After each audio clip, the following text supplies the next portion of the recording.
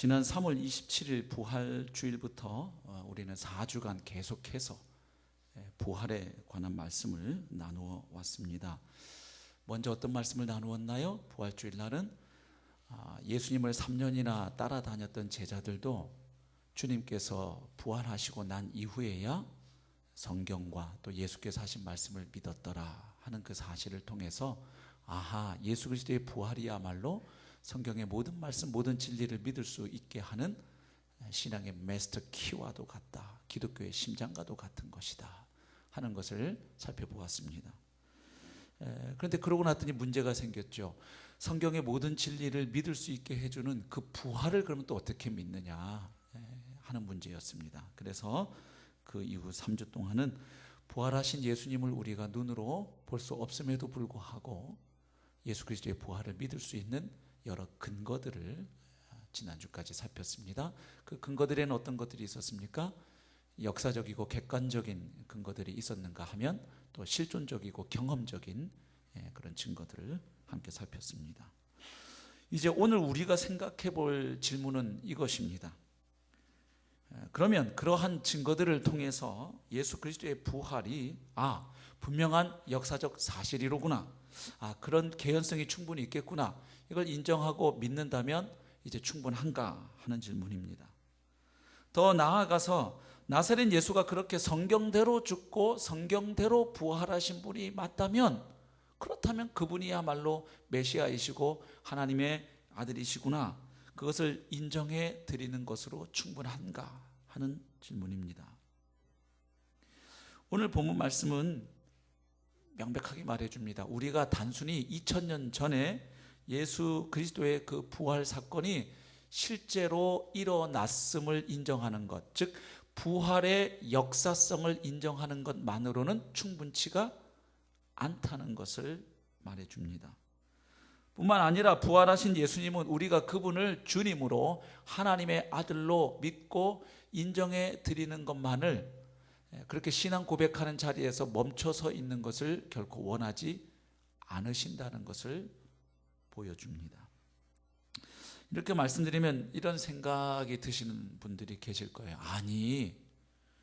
인간의 이성과 상식으로는 도저히 믿을 수 없는 그 부활을 분명한 역사적 사실로 믿어주는 것만 해도 얼마나 대단한 일인데, 더 나아가서 그 부활한 예수를 나의 주님, 이 온 우주의 주님으로 인정해 드리는 것, 고백하는 것은 얼마나 더욱 대단한 일인데 그것만으로 충분하지 않다니 도대체 그게 무슨 소린가, 이런 생각을 하실 수 있겠습니다.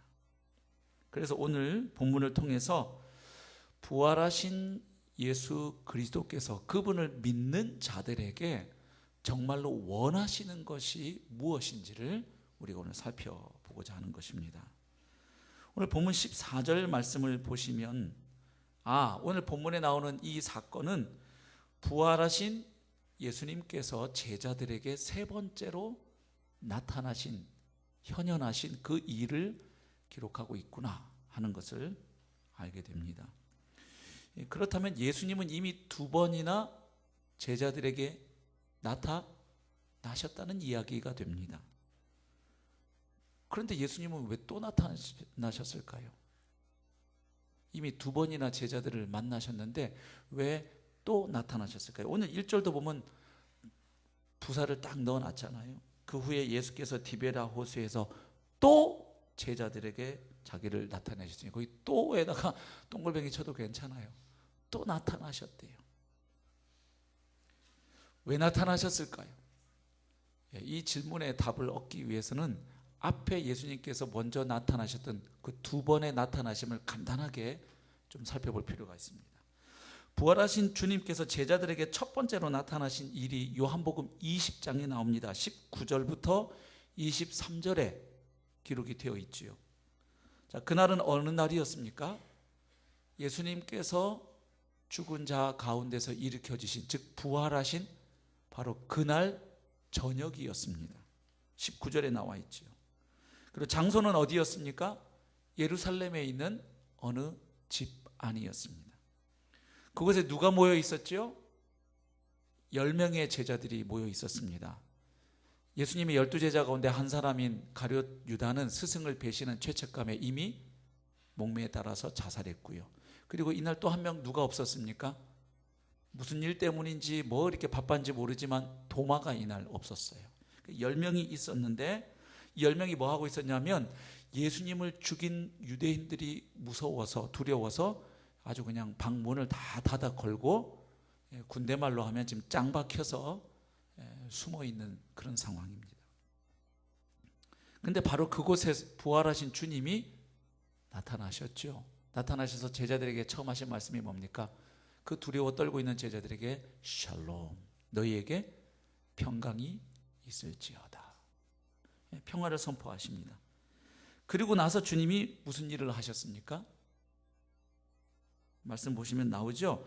그 두려움에 빠져있던 제자들에게 20절 보시면 이 말씀을 하시고 손과 옆구리를 보이시니 제자들이 주를 보고 기뻐하더라. 무슨 일을 하셨습니까?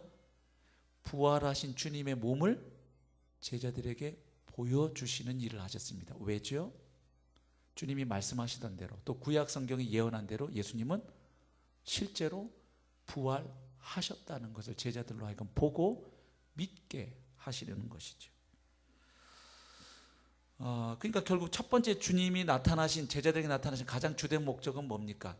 부활한 주님의 몸을 보여줌으로 주님이 실제로 부활하셨다는 것을 제자들에게 나타내시기 위함이었다. 이렇게 볼 수 있죠.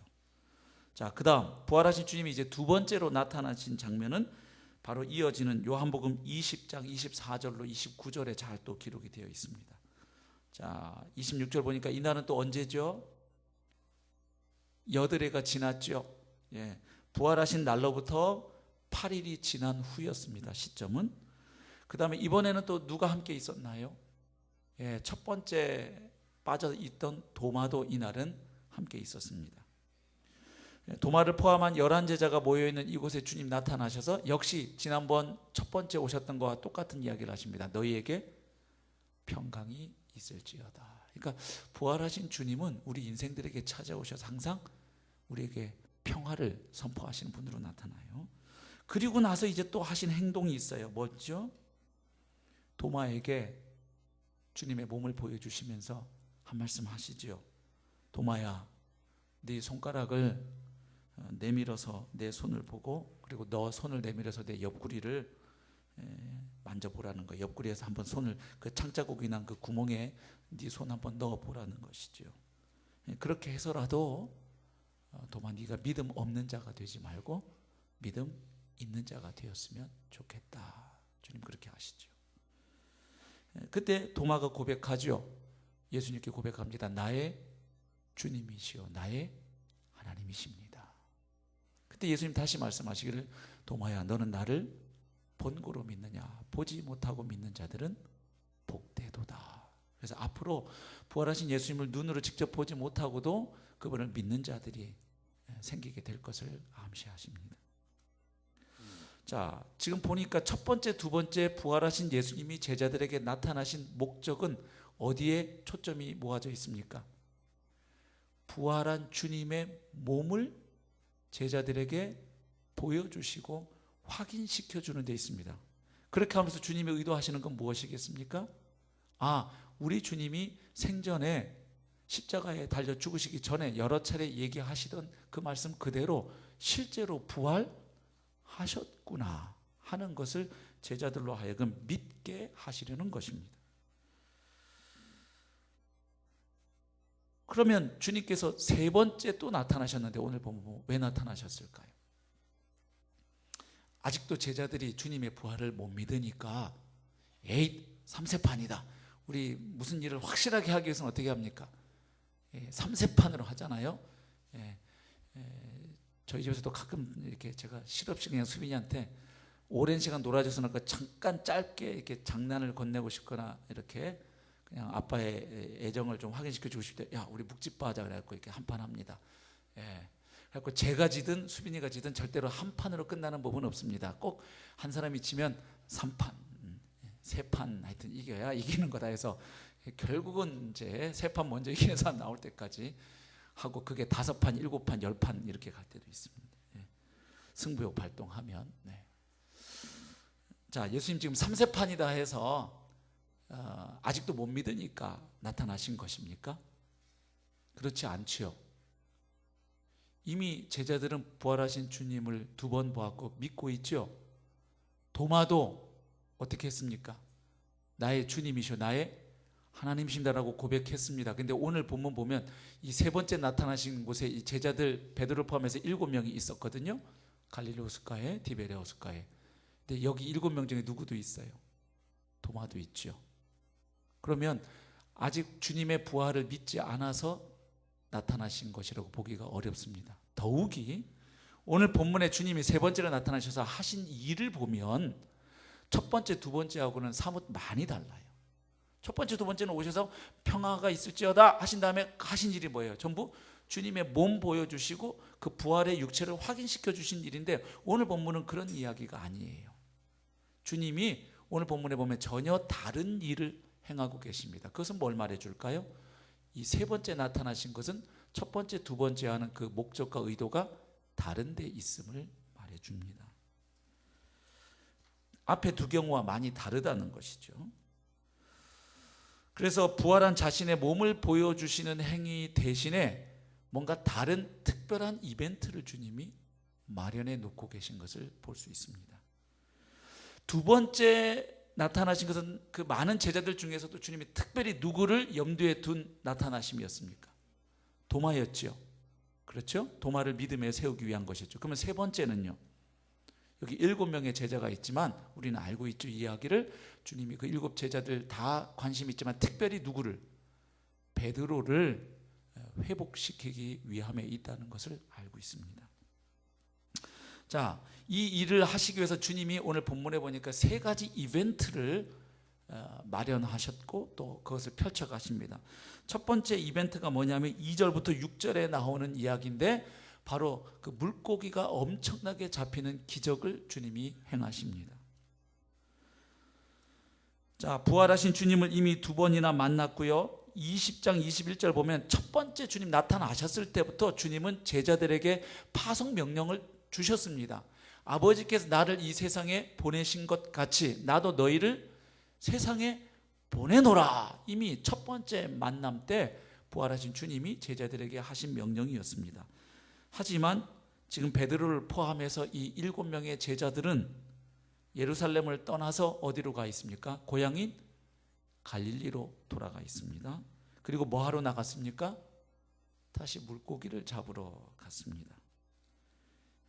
그들이 그렇게 한 데는 아무래도 이 수제자인 이 베드로 형님의 영향이 컸던 것으로 보입니다. 오늘 본문 보니까 베드로가 나는 물고기나 잡으러 가겠소 하니까 다른 6명이 형님 가시면 우리도 갈라요 이러고 같이 따라 나서지요. 7명이 그렇게 갑니다. 근데 그날 밤에 그들은 한 마리도 못 잡습니다. 3년 만에 오랜만에 다시 금을 잡아서 그랬을까요?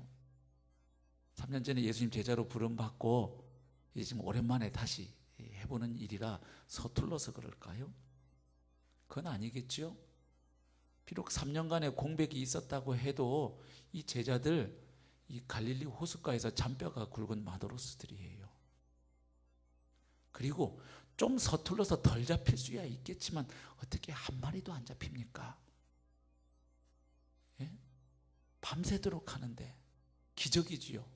여러분 시험 쳐보셨지요? 100점 맞는 게 어렵습니까? 빵점 맞는 게 어렵습니까?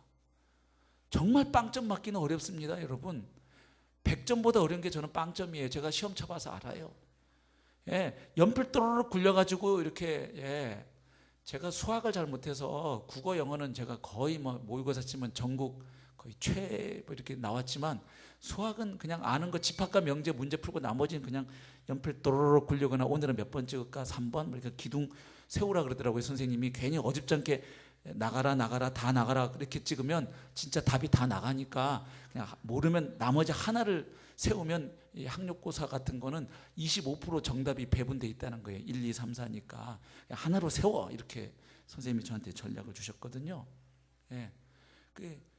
세우니까요. 맞아요. 그리고 그때 윤리 같은 과목은 다 풀었는데 마지막 하나를 모르겠더라고요. 그래서 나머지 제가 답 마킹한 거 보니까 하나가 개수가 적어서 거기다 찍었더니 맞았어요. 네.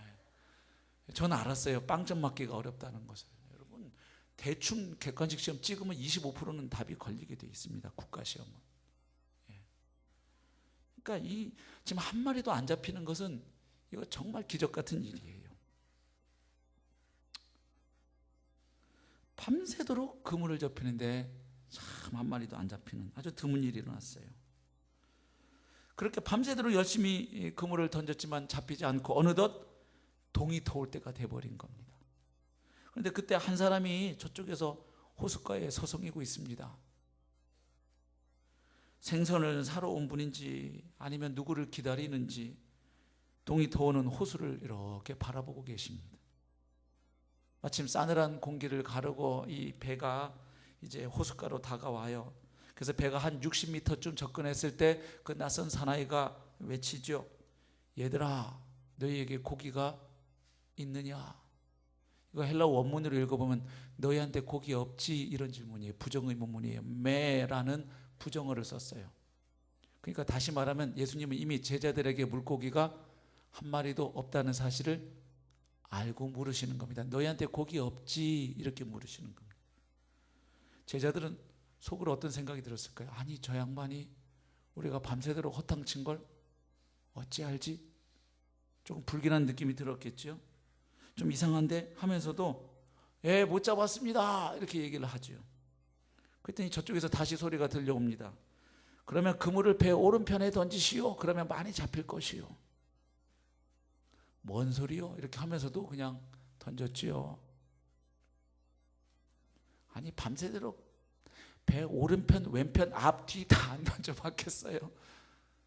지금 더군다나 배가 이제 한 60여 미터 가까이 온 건데 거기에 무슨 물고기가 있어요? 지금 해안가 쪽으로 왔는데. 근데 그냥 그 어떤 목소리 힘에 그냥 이끌렸는지 미친 척하고 손해보내서 제가 한번 던졌는지 아무튼 던졌어요. 어떤 일이 일어났죠? 어마무시한 물고기가 잡혔죠. 그물을 들어 올릴 수 없을 만큼 많은 물고기가 잡혔습니다. 그러자 이 센서티브한 요한이 알아차립니다. 주님이시다. 그래가지고 베드로에게 말했는데 형님, 주님이신 것 같아요. 왜냐하면 지금 이게 날이 어둑어둑하고 거리가 있으니까 주님이신지 아직 이때까지 제자들이 몰랐죠. 그래서 저 호숫가에서 기다리고 있는 누군가를 기다리는 저분이 주님이신 것 같다고 요한이 얘기하자 그 말을 들은 베드로가 어떻게 합니까? 그냥 옷을 걸쳐 입고, 물로 뛰어들려면 원래 입고 있던 옷도 벗는 게 정상인데 오히려 옷을 입고 물로 첨벙 뛰어듭니다. 그리고서 헤엄쳐서 예수님께로 갑니다. 여러분, 이 낯선 사나이가 주님이라는 것을 요한은 어떻게 알았을까요? 또 주님이라는 말을 듣고 옷을 입고 뛰어들어서 첨벙첨벙 지금 그 분을 향해서 가는 베드로 머릿속에는 또 어떤 생각이 떠올랐을까요? 제가 믿기로는 3년 전 어느 날 그날의 사건이 떠올랐겠습니다. 틀림없이. 지금 이거 요한이 이거 왜 알았겠어요? 누가복음 5장에 나오는 3년 전 그날 주님으로부터 사람 낚는 업으로 부르심을 받던 그날의 사건과 너무 그림이 유사한 거죠. 그리고 그날 그곳에 누구도 있었습니까? 요한도 함께 있었거든요. 그러니까 지금 주님이시다는 말을 듣고 첨벙첨벙 예수님께로 지금 헤엄쳐서 가는 베드로 머릿속에 무슨 생각이 들겠습니까? 3년 전 그날 거의 데자뷰를 보는 것 같은 느낌이었을 겁니다. 3년 전 그날도 어떤 일이 있었습니까? 베드로와 요한이 갈릴리 호숫가에서 밤새도록 물고기를 잡으려고 시도했지만 역시 그날도 허탕쳐서 한 마리도 못 잡았습니다. 그래서 제가 그냥 개인적으로 생각하기에 베드로와 요한의 일생에서 물고기를 한 마리도 못 잡은다는 요 이틀이었을 것이다, 이렇게 생각이 돼요. 그래서 그냥 깔깔한 입맛을 다시면서 해변으로 돌아옵니다. 그래서 동력으로 솟아오르는 태양빛에 그냥 눈을 찡그리고 그 허기와 피곤함을 참아가면서 이제 그물을 손질해요. 다시 그물을 씻고 이제 집에 들어가서 뭐 할 거예요? 한잠 잔 다음에 오후 늦게 다시 나가야 되겠다, 이런 참입니다. 근데 그때 한 사람이 해변으로 걸어오고 그 뒤에 수많은 무리가 따라옵니다. 근데 그 사람이 베드로에게 오더니 잠시 좀 배를 빌릴 수 있겠느냐고 묻습니다.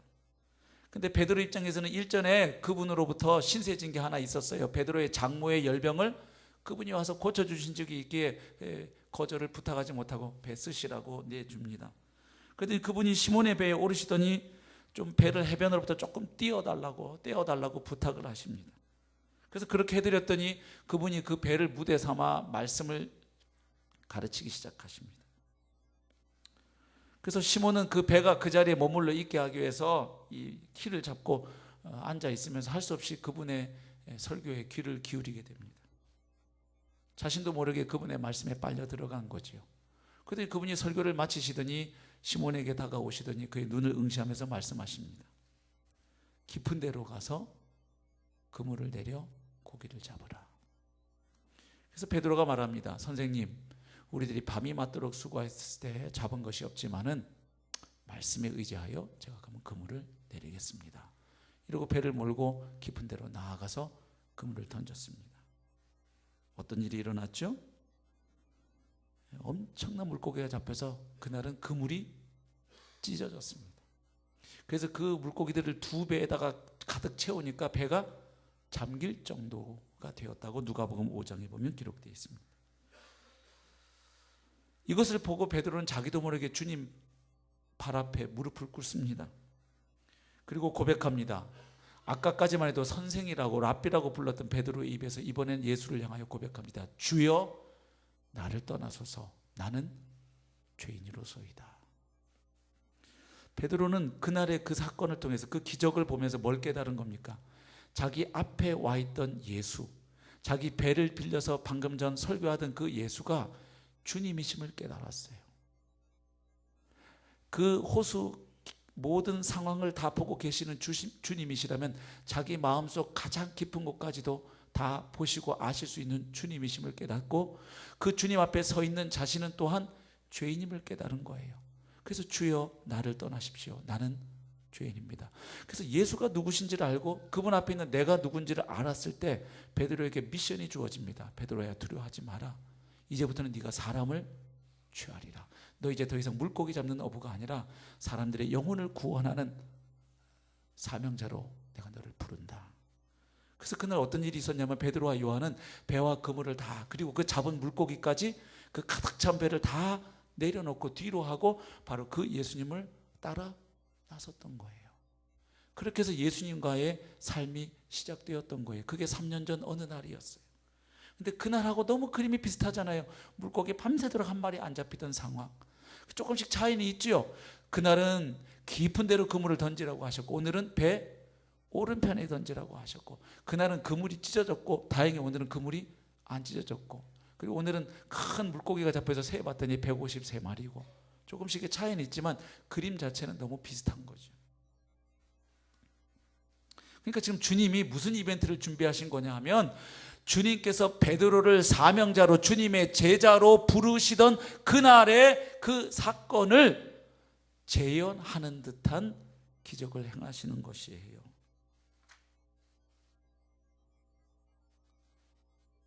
무슨 이야기를 하고 싶으신 거겠어요? 베드로야, 너 3년 전에 이미 물고기 잡는 어부에서 사람 낚는 어부로 내가 이미 너를 불렀잖니.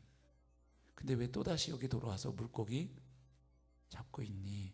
더군다나 너는 이미 부활한 나를 2번이나 만났지 않니? 주님의 마음 느껴지세요? 3년 전 베드로가 주님의 제자로 다시 태어난 그날의 사건을 연상케 하는 기적을 주님이 첫 번째 이벤트로 행하셨어요. 그러니까 아까 첫 번째, 두 번째 나타나신 것하고 지금 주님의 의도가 다르지요.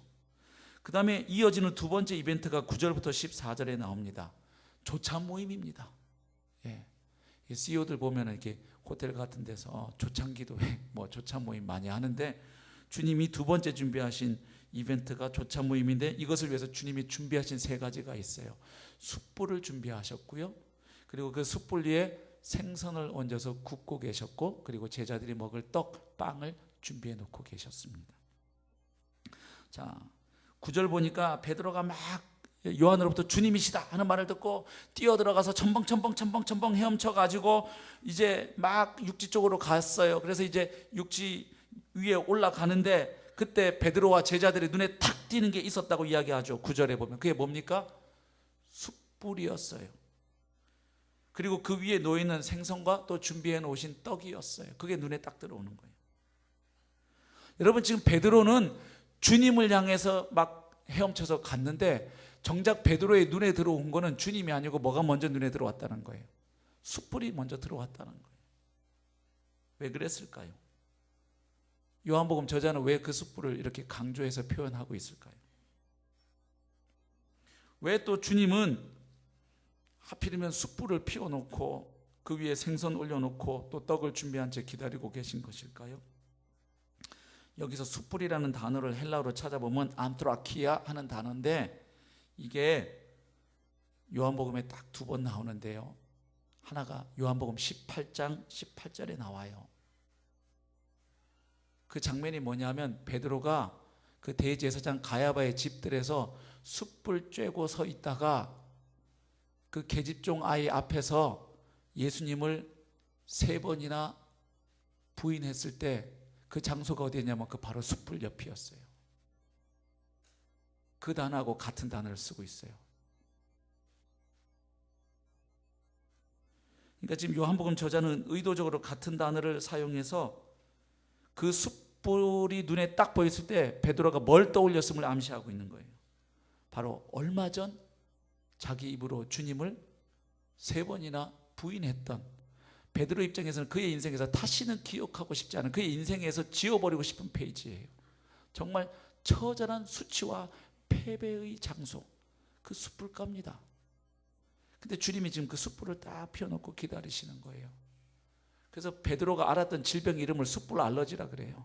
숯불만 보면 오글거려요. 뭐 보고 놀란 가슴, 뭐만 보면 그런다고. 얼마 전 그 숯불 옆에서 주님을 부인했던 베드로가 지금 숯불 옆에서 누굴 대면하느냐? 부활하신 주님을 대면하게 되는 그런 상황이에요. 그러니까 주님은 지금 베드로에게 있어서 가장 수치스럽고 잊고 싶은 과거를 딱 지금 베드로 앞에 펼쳐놓고 기다리시는 상황입니다. 그리고 이미 숯불 위에서 주님이 준비하신 생선이 구워지고 있었는데 주님께서 또 뭐라고 말씀하시냐면 너희들이 잡은 그 물고기를 좀 가져오라고 하십니다. 그리고 그 가져온 생선을 또 불 위에다가 올리셔요. 자, 이 생선의 의미도 떠오르시죠? 아까 말씀드렸죠. 누가복음 5장에 나오는 3년 전 그날도 정말 안 잡히다가 주님 말씀에 의지해서 던졌다가 잡혔는데 바로 그날 그 사건을 기억하게 하는 생선 아니에요? 오늘 이것도 지금 배 오른편에 금을 던졌다가 잡히게 된 이 생선입니다. 그거 가져오라는 거예요. 그러니까 3년 전 그날에 부르심 받던 그날을 떠올리는 생선을 지금 가져오게 하시는 상황이죠. 베드로 입장에서는 어떤 생각이 들겠습니까? 3년 전 예수님을 주님으로 만나서, 스승으로 만나서 배와 금을 다 버려두고 이제 그분을 따라 나선 그날, 그런데 또다시 자신은 지금 부활하신 주님을 2번이나 만나고서도 또다시 물고기나 잡으러 돌아가 있는다. 그리고 그런 날을 찾아오셔서 숯불을 피워놓고 그 위에 생선을 구우시면서 기다리고 계신 주님, 지금 상황이 이렇게 돌아가요. 그리고 주님이 또 뭘 준비해 놓으셨냐면 떡을 준비해 놓으셨어요. 떡은 뭘 또 떠오르게 했을까요? 이거 떡, 그러니까 우리 이렇게 간식으로 먹는 떡을 연상하시는데 그러면 안 돼요. 지금 이거 빵인데 주식이 우리로 치면 밥이에요. 밥을 준비해 놓고 계신 걸로 머릿속에 그림을 그리셔야 맞습니다. 이건 뭐가 연상됩니까? 주님이 잡히시기 전날 그 마지막 날 저녁에 말이죠. 요한복음 13장에 보면 37절 베드로가 주님을 향해서 이렇게 고백하죠. 주님, 다른 제자들은 다 주님 버려도 저만은 주님 끝까지 안 버립니다. 저는 주님을 위해서는 제 목숨이라도 바치겠습니다. 아주 호언장담 했던 그날 밤에 주님이 38절 보면 베드로를 향해서 네가 나를 위하여 너의 목숨을 버리겠느냐? 내가 진실로 진실로 너에게 이르노니 네가 닭 울기 전에 3번 나를 부인하리라. 그 말씀하시던 그날 주님이 제자들과 뭘 가지셨는데요? 만찬 자리. 그곳에서 주님이 뭘 나눠주셨는데요? 떡. 지금 그 떡 딱 보는 순간 베드로에게 뭐가 떠오르겠어요? 저는 주님 끝까지 안 버립니다. 내 목숨 바치겠습니다. 큰 소리 쳤던 자기 모습. 주님 말씀, 네가 닭 울기 전에 3번 나를 부인하리라. 그러니까 지금 주님을 만난 이후에 베드로의 삶이 지금 그 숯불 위에 다 펼쳐지고 있는 거예요. 베드로의 일생이 숯불에 타고 있는 것 같은 그런 그림이에요. 특별히 주님을 만난 이후에 그 3년여 세월이 파노라마처럼 흘러가도록 떠올리게 하는 바로 지금 그 시츄에이션이에요. 그 상황을 주님이 만들어 놓고 그를 기다리시는 거예요. 그래서 그랬을까요? 본문 보니까 말이 없어요. 약간 정죄화면 같아요. 지금 예수님과 제자들 사이에 아주 무거운 침묵이 흐릅니다. 본문에 그렇죠? 제자들 주님이신 줄 아는 거로 당신 누굽니까? 왜 이러고 계십니까? 묻는 사람이 아무도 없어요. 어떻게 물어요 지금 이 상황에서? 그리고 딴 때 같으면 밤새도록 지금 물고기 잡느라고 수고했고 거기다가 또 못 잡았으니까 허탕쳤으니까 얼마나 허기지고 피곤했겠어요. 허겁지겁 그냥 아이고 웬 떡이지 고맙소 그러고 막 먹을 텐데 이 상황이지라 지금 제가 믿기로 이날 베드로가 떡 한 개라도 제대로 먹었을까 싶어요. 이 먹다가 체하기 딱 좋은 그림이에요. 그래서 지금 식사 내내 예수님하고 이 제자들 7명 제자들 사이에 아주 어색한 긴 침묵이 흘러요. 그러다가 주님이 뭐 우회됐든 어떻게 저렇게 식사를 마치고 나서 주님이 베드로에게 물으시는데 이것이 3번째 이벤트였어요. 식사하는 게 2번째 이벤트고 이제 3번째 이벤트가 이어지죠. 그것이 15절부터 17절입니다. 이제 어떻게 하십니까? 주님이 베드로에게 묻습니다. 요한의 아들 시몬아, 네가 다른 사람들보다 이 사람들보다 나를 더 사랑하느냐? 근데 주님이 자신을 부르시는 그 이름이 상당히 거슬립니다. 요한의 아들 시몬아. 이거 마치 난생 처음 만났을 때 부르는 듯한 이름이에요. 예를 들면 김정명 집사님 어제 목장에서 뭐 좋은 모임 하다가 저 옥상에서 이렇게 목장 식구들 고기 파티 한다고 또 이렇게 저녁에 목사님 시간 되면 잠깐 오시라 그래갖고 가서 또 저도 맛있게 고기 아주 그 김재영 제님이 직화구이로 구워주시는 벌써 여기 전사님들 침 넘어가네. 그게 뭔 상황인지 아니까 경험이 있어서 괜찮아요. 교육자들 불러주신다고 어제 약속하셨어요. 그런데 제가 그 옥상으로 올라갔을 때 김정명 기사님이 저한테 이렇게 인사한다고 생각해 주십시오. 강석침례교회 담임 목사이신 김경수 목사님 안녕하세요. 고기 잡수러 오셨어요? 얼마나 웃겨요. 그렇게 안 하잖아요. 목사님 오셨네 이렇게 하겠죠. 제가 김 집사님을 뵈면서 강석침례교회 대아동부 부장 집사님이시며 뭐 이렇게 하면서 김정명 집사님 고기 먹으라고 불러주셔서 너무나 감사하문이다. 제가 이렇게 하겠냐고요. 그러니까 지금 3년이나 내내 함께 해놓고 그냥 시몬아 베드로야 하셔도 되는데 요한의 아들 시몬아 이렇게 부르시는 거예요. 베드로의 마음에 좀 걸렸겠죠? 그 부르는 이름도 좀 걸렸는데 그 다음에 나오는 주님의 질문, 네가 이 사람들보다 나를 더 사랑하느냐? 첫 번째 떠오른 그림은 뭐였겠어요? 주님, 얘네들은 다 주님을 버려도 저만은 끝까지 주님 안 버립니다 했는데 주님이 너 이 사람들보다 나를 더 사랑하니? 더 힘든 건 이 질문을 주님이 몇 번 하시는 거예요? 3번. 장소는 어디고요? 숯불 옆이에요. 바로 얼마 전 베드로는 숯불 옆에서 뭐 했는데요? 3번 예수님 부인하고 저주했어요. 근데 지금 그 숯불 펴놓고 주님은 3번 물으시는 거예요. 너 나 사랑하니? 이 사람들보다. 그래 뭐 어찌어찌 주님 사랑 안 합니다 또 이럴 수가 있어요 베드로가? 그래서 주님, 제가 주님을 사랑하는 줄을 주께서 아십니다. 아십니다 말 속에 뭐가 있어요? 주님, 제가 주님을 안 사랑하는 건 아닙니다. 사랑합니다. 그러나 제 이 사랑은 언제든지 주님을 또 배신할 수 있는, 주님 잘 아시지 않습니까? 저 주님을 위해서 목숨 바치겠다고 해놓고 다른 제자들은 도망이나 갔지 주님을 직접 대놓고 부인하거나 저주하진 않은데 저는 꼴좋게 주님을 저주까지 했던 놈입니다. 주님을 향한 제 사랑이 얼마나 이 바람에 떠다니는 이 잎처럼 참 부족하고 부질없는 사랑인 것을 주님 아십니다. 그러나 그럼에도 불구하고 제 마음 이곳에는 그래도 주님을 향하는 이만큼의 사랑이 있는 것을 주님이 아십니다. 주님, 제가 다시 물고기 잡으러 이곳에 왔지만 잡히지도 않고 3년간 주님과 함께 하다 보니 이제 어느덧 저는 주님 없이 살 수 없는 놈이 돼버린 것 같습니다. 부족하지만 주님, 제가 주님 사랑합니다. 더군다나 헬라어로 읽으면 주님이 묻는 사랑과 베드로가 대답하는 사랑이 헬라어 단어가 다른 건 잘 아시잖아요. 주님은 아가파오 이렇게 묻지만 베드로는 필레오로 얘기하죠. 뭐 어찌 되었든 주님이 기대하실 만한 그 사랑은 아닐지 몰라도 그래도 주님, 제가 주님을 코딱지만큼은 사랑합니다. 그러나 이 사랑조차 또 언제 식어질지 변해버릴지 주님은 아십니다.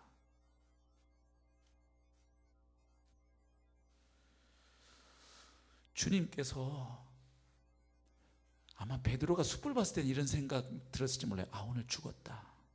주님이 작심하고 오셨구나.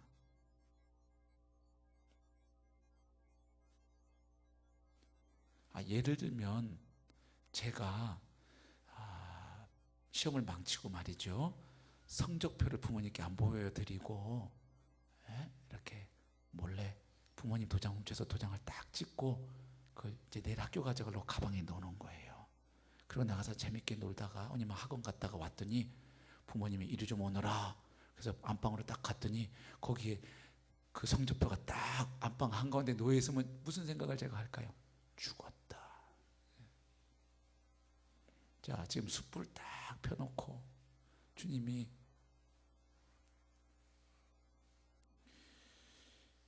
너 왜 3번이나 날 팔아먹었니? 네가 그러고도 제자냐? 수제자냐? 주님 다그치거나 따져묻지 않으세요. 그냥 주님 하신 질문은 요한의 아들 시몬아, 네가 이 사람들보다 나를 더 사랑하느냐? 요즘 무슨 뭐 보험 선전에서 나오는 대사가 떠오르더라고요. 묻지도 않고 따지지도 않아요. 주님, 그냥 너 나 사랑하니? 지금 베드로 앞에 펼쳐진 숯불, 그 생선, 그 떡, 그 모든 것은 베드로의 처절한 패배와 그의 연약함, 수치, 그 모든 것이 다 드러나는 그 상황에서 주님은 네가 나를 사랑하느냐 묻습니다. 가만히 주님의 이 3번의 질문을 읽어보고 또 읽어보면 사실은 그 질문을 뒤집어 보면 이런 이야기 아니겠어요? 베드로야, 나는 아직도 나를 3번이나 부인한 베드로, 너, 그리고 부활한 나를 2번이나 만나고도 또다시 물고기 잡으러 간 너, 나는 아직도 너를 사랑하는데, 나는 아직도 너를 포기할 수 없는데 너는 나 사랑하니? 나는 너를 이미 용서했는데. 그 이야기 아니겠어요? 너 나 사랑하니 질문하시는 거지만 알고 보면 나는 너 아직 너 사랑해. 근데 너는? 주님께서 베드로에게 하신 이 질문이 베드로를 괴롭히거나 창피 주거나 따지기 위한 질책성 질문이 아닌 것은 분명합니다. 왜냐하면 이 질문 뒤에 베드로가 대답하고 그 다음에 하신 주님 말씀 때문이에요. 예? 예를 들면 이걸 따지기 위한 질문이면 너 나 사랑하니? 예, 사랑한 줄 주님이 아십니다. 그런데 그 짓을 해 이 자식아, 이렇게 나오시죠. 근데 주님 뭐라 그러냐면 내 양을 먹이라, 내 양을 치라. 이 배반자 베드로에게 주님의 양무리를 맡기시는 거예요. 그러니까 결국 주님이 세 번째 찾아오신 목적은 부활의 몸을 보여줘서 부활을 믿게 하는 데 있는 게 초점이 아니고 무너진 베드로를 다시 사명자로 회복시키기 위한 목적임을 알 수 있어요. 사람 낚는 업으로 부름 받았음에도 또다시 물고기 잡으러 간 베드로, 제자들 중에 가장 먼저 예수님을 향해서 그리스도시고 하나님의 아들이라고 멋지게 신앙 고백했지만 가장 먼저 주님을 팔아먹고 배신하고 저주했던 베드로, 다른 사람은 몰라도 자기만은 끝까지 주님을 따르겠다고 주님 곁을 지키겠다고 큰소리 빵빵 쳤지만 가장 먼저 3번이나 주님을 팔아먹고 부인했던 베드로, 그리고 부활하신 주님을 이미 2번이나 만났고 주님으로부터 내가 너희를 세상에 보내노라 파송 명령을 받아놓고도 또다시 물고기 잡으러 간 베드로, 그 베드로를 다시 사명자로 회복시키기 위해서 주님이 오신 것이죠. 처절하게 무너져버린 베드로, 그래서 부활하신 주님을 2번이나 만났음에도 나는 안 돼, 나는 이미 끝이야, 나는 그 숯불가에서 주님 팔아 넘기던 그날로 나는 더 이상 이 수제자 직분 감당할 수 없고 주님의 증인으로서 나는 갈 수 없어 하고 무너져 있는 그 베드로를 주님은 다시 회복시키시고 그에게 주님의 교회를, 양무리를 맡기기 위해서 이날 찾아오셨다는 거예요. 그래서 이 베드로를 회복시키기 위해서 주님이 하신 일이 무슨 일을 하신 거예요? 그 베드로를 주님이 처음 만난 날, 스승과 제자로 만난 그날의 사건을 그에게 다시 떠올리게 하셨어요. 그러면서 자연스럽게 그 이후 주님과 함께 했던 지난 3년여의 세월을 떠올리게 하신 거예요. 주님이 베드로를 얼마나 사랑해 주셨는지, 그를 얼마나 오래 참고 기다려 주셨는지.